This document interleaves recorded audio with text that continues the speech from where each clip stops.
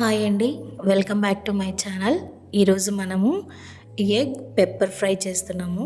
వేడి వేడి అన్నంలోకి చాలా బాగుంటుంది. ఒకసారి ఈ విధంగా ట్రై చేసి చూడండి, మీకు కూడా చాలా బాగా కుదురుతుంది. ఈ ఎగ్ పెప్పర్ ఫ్రై రైస్, చపాతీ, రోటీ, పుల్కా ఎందులోకైనా చాలా బాగుంటుంది. అందుకోసం నేను ఇక్కడ కడాయిలోకి 3 టేబుల్ స్పూన్స్ అంత ఆయిల్ వేసేసుకొని, ఆయిల్ బాగా హీట్ అయ్యాక 3 మీడియం సైజు ఉల్లిపాయలని ఈ విధంగా సన్నగా తరుక్కొని వేసుకున్నాను. అదేవిధంగా 2 రెమ్మల కరివేపాకు కూడా వేసేసుకొని ఆనియన్ మెత్తబడి మంచి పింక్ కలర్లోకి వచ్చేంత వరకు వేయించుకోవాలండి. ఈ విధంగా వేయించుకున్నాక ఇందులోకి 1/2 టీ స్పూన్ అల్లం వెల్లుల్లి పేస్ట్ కూడా వేసేసుకొని పచ్చివాసన పోయేంత వరకు బాగా వేయించుకోవాలండి. ఈ విధంగా అంతా వేయించుకున్నాక ఇందులోకి సన్నగా తరుక్కున్న 2 టమాటాలు కూడా వేసేసి, అలాగే రుచికి తగినట్టు ఉప్పు, కొంచెం పసుపు కూడా వేసేసి టమాటాలు కూడా మెత్తబడేంత వరకు బాగా వేయించుకోవాలండి.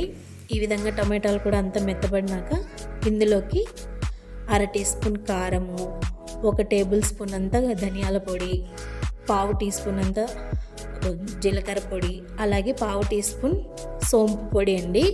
అదేవిధంగా ఇందులోకి 1/2 టేబుల్ స్పూన్ అంతా చికెన్ మసాలా పౌడరు, అలాగే 1 టేబుల్ స్పూన్ పెప్పర్ పౌడర్ కూడా వేసేసుకొని మిరియాల పొడి అంతా ఈ విధంగా లో ఫ్లేమ్లో పెట్టి మసాలా పౌడర్స్ అంతా బాగా వేయించుకోవాలండి.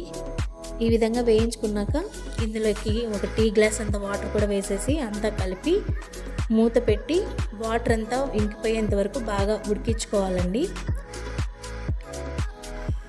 ఇప్పుడు మూత తీసేసి అంతా ఒకసారి కలిపి ఇందులోకి ముందుగా పగలగొట్టి పెట్టుకున్న 6 గుడ్లను కూడా వేసేసుకోవాలండి. ఈ విధంగా ఈ గుడ్లు వేసేటప్పుడు ఒకదానికొకటి అంటకుండా వేసుకోవాలండి. ఇప్పుడు ఈ విధంగా వేసుకున్నాక మూత పెట్టి వీటిని కూడా ఒక మీడియం ఫ్లేమ్లో బాగా ఉడికినేయాలండి, కలిపెట్టకుండా.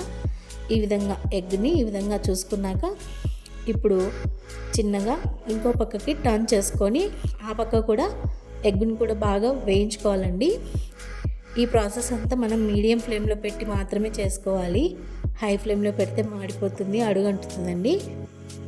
ఈ విధంగా అన్ని ఎగ్స్ని కూడా టర్న్ చేసుకొని వీటిని కూడా బాగా ఫ్రై అయ్యే విధంగా బాగా వేయించుకోవాలండి. ఈ విధంగా ఫ్రై అయిన వాటిని చిన్న చిన్న పీసెస్ కింద కట్ చేసుకోవాలి గెరటితోనే.